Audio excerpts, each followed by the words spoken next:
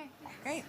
Hi, everybody. Thank you so much for joining us. I'm Amber Mundinger with L-Acoustics, and we're going to talk about the power of sound to drive culture and environmental change. I'm really excited to talk to the four people in front of me who have really used sound as more than a medium. They've used it to shape culture, inspire sustainable innovation, and mobilize global action. So I'd love maybe to just pass the mic and have each of you introduce yourselves, and then we'll dive into some conversation. Good afternoon, everybody. I'm Oskar Metsavaht. I'm a designer. I'm a physician, designer as profession, artist as passion, and I'm a UNESCO Goodwill ambassador for sustainability after 15 years already, and UN Ocean Decade ambassador also. So it's with the project we're bringing it to Canny Lions to talk about our experience on 30 years on sustainability through creativity, where we bring together art, science, philosophy for sustainable development. Hello, my name is Fabiana Schaeffer, and I am the CEO and co-founder of Netza&CO, which is a marketing ecosystem in Brazil. We've been involved in sustainability for more than 15 years, and it's a pleasure to be here and to be together with so many great people to talk about sound. Hi, everyone. My name is Aminza. I am a musician, a strategist, a lawyer, and also part of the team at the Museum for the United Nations. We use popular culture to drive change, and I hope that I can share a bit more about that as we speak. Such a great company. My name is Natalia Vega-Tracy. I'm the founder of New Zero World. We are a think tank focused on climate communications. I'm also wearing a different hat. I'm the executive director of the Earth Public Information Collaborative, which is a convening effort to unify forces for put literacy into the public for the climate challenge.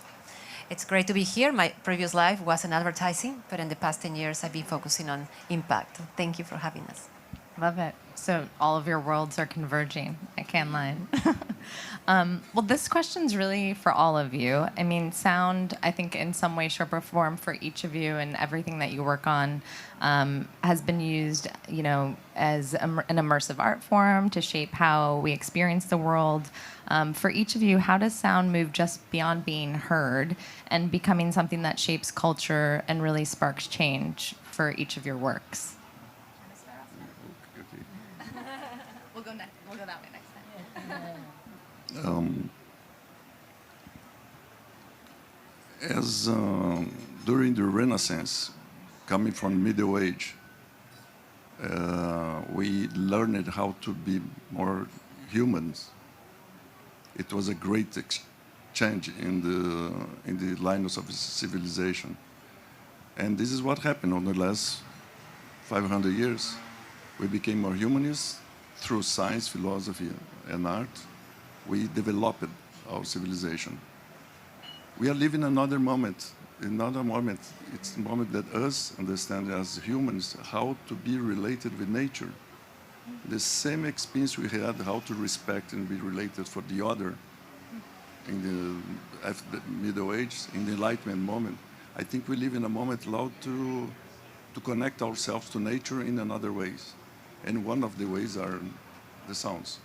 There are some projects, some biologists that are developing some interesting projects on that. So I think it's very important. It's the way maybe how we can learn how to communicate like we know the whales do it, things like that. I think sounds, it's the next thing, because this is one of the next things because of the experience, because the music is one of the most touch in our spirit of the arts. It's the art that has most achieved the inner spirit of us. So sound, I think it's very related to biologically and spirituality connection between us and probably with the nature. Well, coming from Brazil, that has its sound in everything. I think music and every kind of sound for us is so much important. And I think music and sound humanizes the sustainability.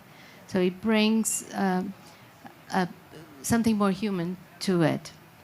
And also something that when we relate to sustainability itself, it's much more visual. Everything that we do, pictures is really, so I think sounds give a little empathy to that. It brings us emotions. So I think this is something that's really important to make it complete.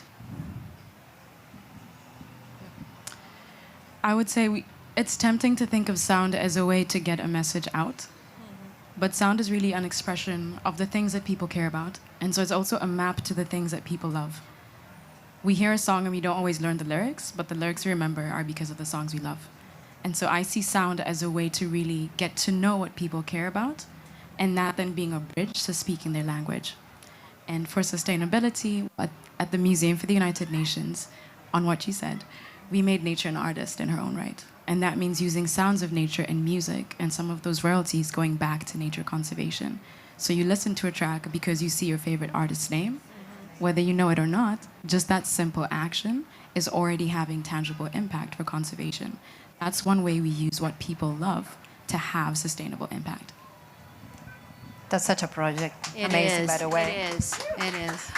So in my case, if anything I learn about communicating to the public and engaging for global challenges is that we have really been in the wrong path, because we have been communicating with facts, we have been communicating in a way too rational, and we have lost that human component. So in the past years, we work on developing the first white paper on climate communications to understand how we can put humans at the center of how we are communicating, but what the things that they care about the most, what the things that they relate. One of the things that we are developing also that is super interesting in terms of the strategy of communicating and engaging is the fact that we need to approach it from the 8 dimensions of health and well-being, which is behavioral science 101. But we lost that touch, that opportunity to really engage with the things that make us human and make us thrive in life, from spiritual engagement and other ways that we relate. Culture is essential, and what the work you guys do at the UN Life is just fantastic, because you make that connection to it. And in this research that we have done is essential. That is the only way we will connect with people, is through the things that we really care about, we engage about, especially that are related to us and the culture. I was born in Peru, South America. And for me, music and sounds has a totally different connotation to someone that is in the US in Colorado or someone that is in Brazil. So to finding that connection of activations that are based on, who you are as an individual is one of the ways to more magically engage for global action. I love that. As a follow-up to that, for you, Natalia, how do you find that balance between creating something artistically compelling and driving the message that drives environmental action for the work that you do? It's interesting. Climate communications is one of the hardest things to do. It's really challenging because you have polarization, you have misinformation and disinformation threats, you have the very complex science. So for us to create a balance into how we approach a campaign, how we engage with people, is something that we have been, taking some time, taking some years, taking some data to really try to discover. But again, I think the most important thing for us, in a way, how we can navigate is, again, go into the principle of the human spirit and that connection of life, the life on the planet, and what is this planet, which is our home, the only home we have. So I think that, again, achieving a balance is difficult, especially in where we are here. We're inundated by data and content and digital, and it's just different to what we sometimes imagine as communications in terms of environmental issues. But I will just on my end, I will recommend, and just I'm coming from the more strategic side, but on my end, I really recommend that local activations, regional, getting to around what the individual do, pair with what the information is in the world, they're creating that bridge, between the balance of what is out, but what is also near you. It's really important. Absolutely. Kind of jumping off of that, Fabiana, you've really been a pioneer in ESG-driven marketing. And how do you see sound playing a role in brand narratives and consumer engagement, especially in Brazil, where culture and sustainability intersect in such a dynamic way?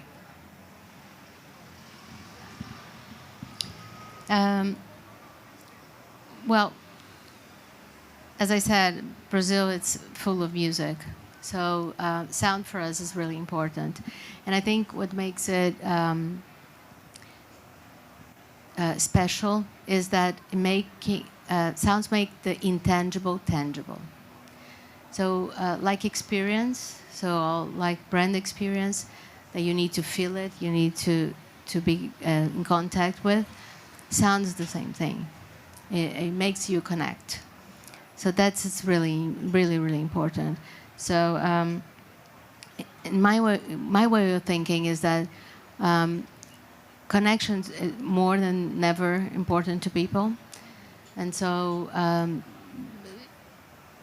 the way of doing this is to be close. And that's what sound does. And that's brand experience, the same thing. So making the connection. After COVID, for example, we had an increasingly amazing events in experience because people need to be together and talk to each other and express themselves. And this is why sound, voice, it's so important.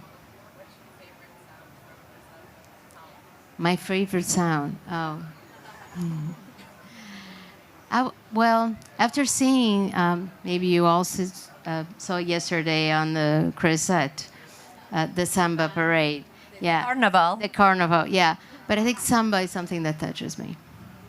It really does.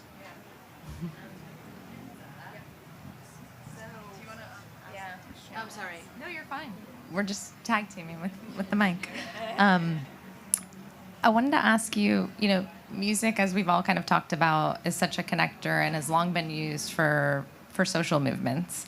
Can you share a little bit more about where sound and song create a ripple effect? I think especially with what you're doing with Sounds Right and how it's mobilizing communities or even how it's amplifying the global conversation around sustainability? Yeah, I'd be happy to do that. So I'll talk about when we launched Sounds Right last year on Earth Day. And just that simple message of nature now officially being an artist reached an audience of 4.7 billion people around the world. The cool thing about it is that it started all of these cool social media conversations. What are the sounds of wild pigs doing on my favorite David Bowie track? Is that really how we should be representing nature? And the thing about it was that we went in thinking there might be a lot of backlash given how politicized climate is. But the thing about nature is everyone has their own nature story. And even the people who asked questions like, what's that wild pig doing? At the heart of it, they were saying, are we listening to nature correctly? Are we interpreting what nature is saying correctly? And are we making sure we're compensating nature in the right way? So regardless of which side of the debate you were at, we were meeting that objective of more consciously listening to nature and talking about our relationship with nature. I love that. And also now I need to listen to that particular song for the wild pig. Go ahead and do it. Oskar, you're blending sustainability with creativity through your brand and your work with UNESCO. How do you feel you weave sound into storytelling in a process that really inspires not only awareness but also conscious innovation in fashion and beyond in your work?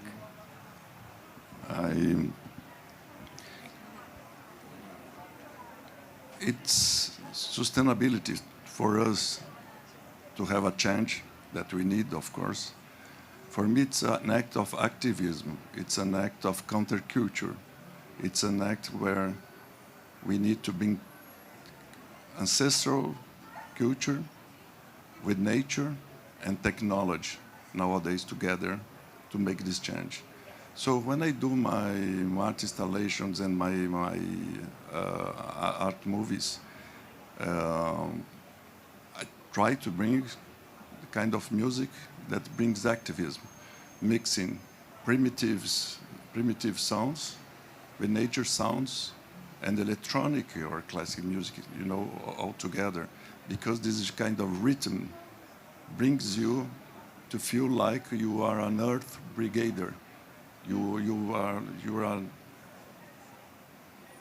a real activist from the spirit, from the body, and related to nature.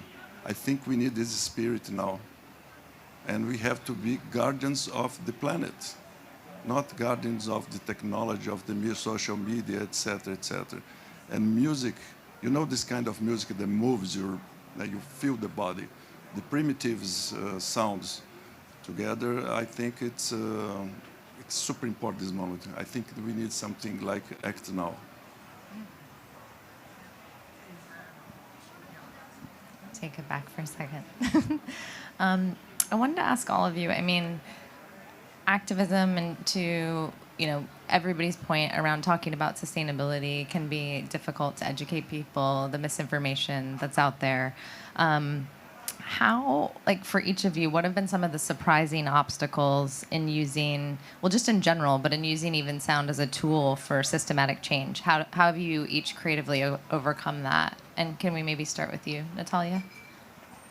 I was in a panel yesterday, and there was a quote that it says, we have to make not sustainability more human, but humans more sustainable, right? So there is this value of human component, and it, to me, one of the, there's a lot of challenges and roadblocks in terms of engaging and communicating in a way that we like to do. One of the challenges we really face is where are you getting the information, and if this kind of information is distributed in a way that we meet people where they are, right? The challenge with science is that the communications has been always through news. Now paywalls, there is literally a wall in front that doesn't allow you to access. Therefore, people get information through social media, and sometimes it's not verified. Sometimes there is where the challenge of misinformation and disinformation is the number one global risk, and for a reason, right? Based on the World Economic Forum. So I think we are here, for example, and one of the things that we have been also trying to investigate is how we can bring more creative minds, the creative spirit, involved in trying to communicate and build campaigns and build efforts to communicate to the public in a way that is more cultural relevant to them. Because we have missed, and the whole climate initiatives and the whole environmental movement have missed the fact that we need to bring the ones who really know how to engage people. And that's one of the things that I think it might change. I think there are a new way now in the past years that there is more engagement. That's, you know, why I'm here, for example, and many, as me, and many other organizations that are new, like Creators for Climate and Clean Creatives, and, you know, there are groups that are at net zero, and there are groups that are being born in order to bring the superpowers of a creative industry, which is the magic, you know, the art and the culture. That's where we need to kind of like break that silo and probably serve as a force for, you know, bring more of magic in the space. Sure. Menza, I'm curious to hear your answer. I think it's a manifestation of what you mentioned. The idea that it's tempting to think of sound itself as the answer, but really sound works when there's resonance. I mean, right now there's like all of the engines and the cars that we hear, but we're blocking that out and we're focusing on what we really care about. In the same way, sometimes it's tempting to just put a nature sound on a track and think that that's enough. But we found the tracks that do really well, the tracks that the artist resonated with. They say, I'm going to pick sounds from my hometown. I'm going to redo a track that is already quite popular. Hozier did that with a track called Like Real People Do. Like that sound. Oh yeah, like this sound, this is not working. We'll let that sound Cancelled. pass. So when we worked with Hozier, he did a reimagination of one of his tracks. It's called Like Real People Do. And the thing about it is that the moment he released it, his fans loved it because he was bringing back a track from 10 years ago And they felt like they were closer to him because he was using sounds from his hometown. He had resonance. He said, I care about nature. Let me let you into my world, into my relationship with nature. And so the challenge there that we're often really solving for is saying, this isn't just a good cause. This is a beautiful creative challenge for you to talk about your relationship with nature in a way that will resonate with your fans. Thank you. I wonder if everything around us has a sound. So not only sound, but the sound of things that are, even with the things that are in here. So, for example, we're launching the most sustainable T-shirt idea. Yeah, I want you guys to talk about that a little. Yeah. So can you imagine what are the sounds that are behind the T-shirt or behind anything we're wearing? The person behind it, the nature of the fabric that we're using, the communities behind it, that sew it all. So all the things are behind it. So it's included everything we have. So I think we should take back to that and understand more about it. I love that. I guess for each of you, I have two questions, and maybe Oskar, you can kick it off, talking a little bit more about the project that you two are working on together. What are you guys most excited about project-wise moving forward for each of you? And then, what's the first sound that you ever heard? Is my second question. I don't know, but I can imagine the spirit of the first sound was inside my pregnant mother. It's the sound of life. It's the perception, sensation, I believe, of love, of careness. I would say that. And maybe some classic music for my parents playing when I was a little boy, maybe. Can you two talk a little bit about Yeah. the project? The And then I project. want to hear your favorite sound. Or first sound. First or favorite? Either or. There are. You want to go back? Yeah. I would say bossa nova. Yeah, for sure. Good. My favorites as well. Yeah. So working with Oskar and E-Institute, with Insitua-E, which is the foundation that Oskar can talk more about it, but I can say that it's been a powerful and intense journey, sustainable as an experience, really, bringing this rich sustainability background that Oskar has with also the materializing a project that is behind the T-shirt. The T-shirt is not the idea is to bring it here, something that is physical, but to materialize upcycling communities, the forest, natural resources. How can any other industry do things sustainably? So it's just a call to action to any company, any marketeer, any creator, that it's always possible.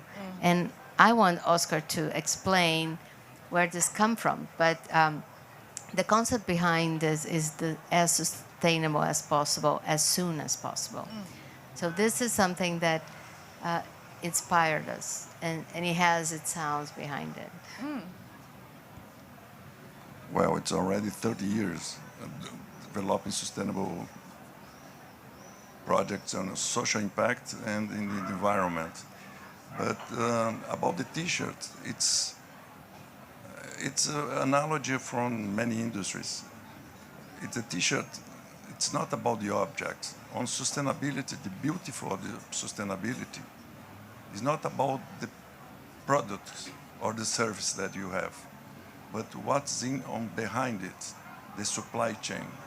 Because sustainable development is not to bring value to the product, this we have already in our standards of our industry, is to bring a better quality of the supply chain, helping communities. What I mean, for example, in this blend of our t-shirt, the fibers come from different sources. Some are from technological industry, other ones comes from communities or developing the Utah. Another one, it's the recycling cotton. And each one, if you know, like we do through Insitua-E and Osklen, we know, we understand each ring of the chain, where we can help or not, where I can be useful or helping. And when you know each ring of this chain in different projects inside Brazil, for example, you understand the beauty that has behind it. And also this Amazon Sense, we developed it together with the community in the Amazon, a native tree oil that we use to wash the t-shirt because it's natural instead of delivering to the waters, those chemical sabões, soaps, etc. Yeah. So just to get the synthesis, the t-shirt is a symbol of a simple thing that has a strong, strong story on behind, on sustainability and social impact. It's amazing. I hope you could understand what I said. Yeah. Yeah. Now I want to get this T-shirt and see the story behind all of it. Yeah, I think just to close it, marketers has a role to move people, and we wanted to make all marketers to think double thinking, to move it to the right, to the right path. Yeah.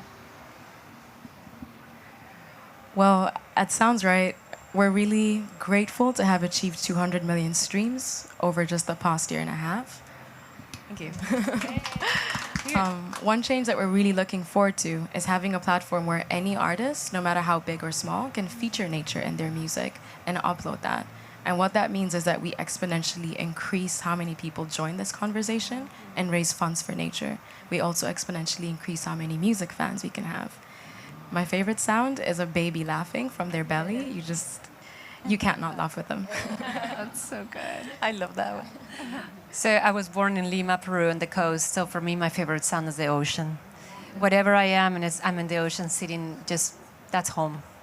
So that's my favorite sound. And I'm really excited about, well, first of all, for being here, but next week we're launching the blueprint on, that what I was talking about, focus on health and well-being. And I'm really excited to see the results of the use of that, new framework for people to engage on climate change and environmental issues, more focus on human-centered.